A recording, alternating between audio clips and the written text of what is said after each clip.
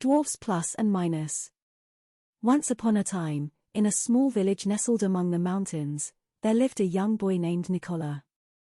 Nicola was very curious about the natural world around him. He spent every free moment observing the plants and animals near the village, studying how they moved, breathed, and survived.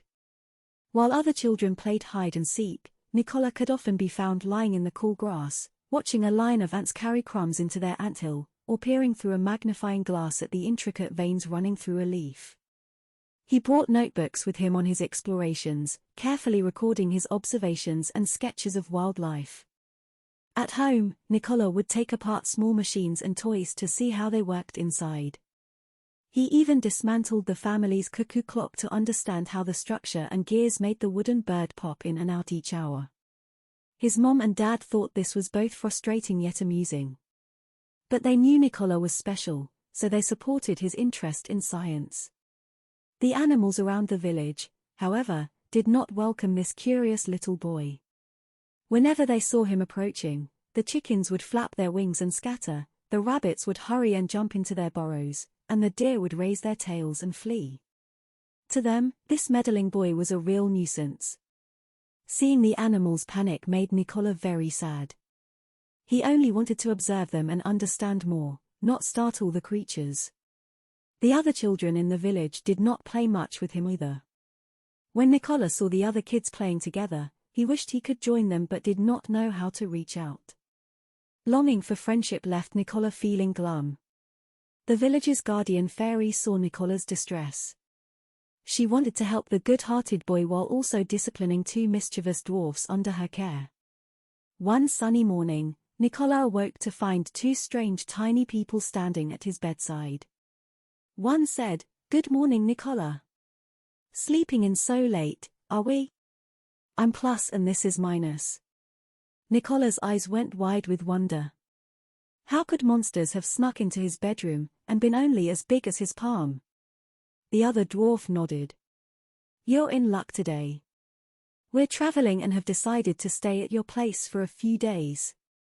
Nicola threw off his covers and jumped out of bed excitedly. "Really? You two, dwarfs are going to live with me?" "We're dwarfs, not monsters, you dimwit," scolded Plus as he shamelessly grabbed some treats and fruit from the table to eat. But kind Nicola already considered them friends, so he did not mind. He quickly washed his face, got dressed, and wolfed down his oatmeal. He could not wait to take Plus and Minus outside to play. As they walked, Minus suddenly tapped Nicola on the nose, giving him a small static shock. "Ouch!" Nicola yelped, then laughed along with Minus. Everything about these little dwarfs was fresh and amusing. Though meant to accompany Nicola, Plus and Minus were very mischievous. They would secretly speed up the gears on the cuckoo clock to make the bird pop out in the middle of the night, giving the soundly sleeping Nicola a huge scare. Or they would switch the labels on the food jars, so Nicola would grab pepper instead of cocoa powder to dip his chocolate in. Sometimes their pranks went too far, and the fairy would have to scold them. But Plus and Minus usually only behaved for a few days before causing trouble again. One morning, Nicola awoke to find his hair standing straight up. Plus and Minus had sneaked in during the night to charge his bed and blankets with static electricity. Seeing Nicola look so shocked, their laughter rang out like bells. Though Nicola pretended to frown angrily at first, he soon couldn't help but grin too. Having two playful dwarfs by his side made each day full of delight and surprises. Nicola also observed that Plus and Minus could control things remotely with their electricity and make them glow. Their powers seemed especially strong during thunderstorms, as if they had an affinity with nature's energy. When in good moods, the dwarfs would demonstrate their magic to satisfy Nicola's curiosity and broaden his horizons. But most of the time they were just causing mischief. The attentive Nicola still noticed many wondrous things around Plus and Minus.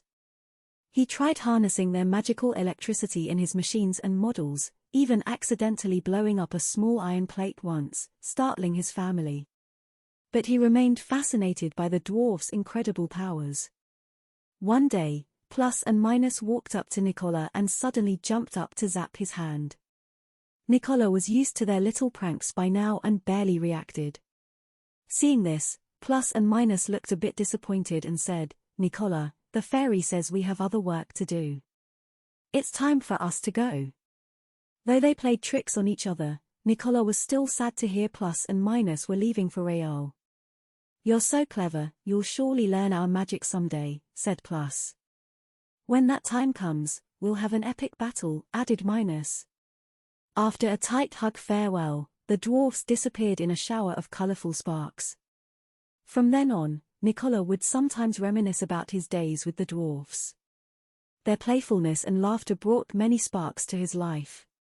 He cherished the memories, and would often relive them over and over before falling asleep.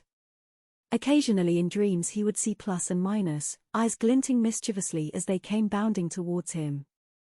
Nicola would somehow conjure up an electrified magic wand and rush to wrestle with his two friends.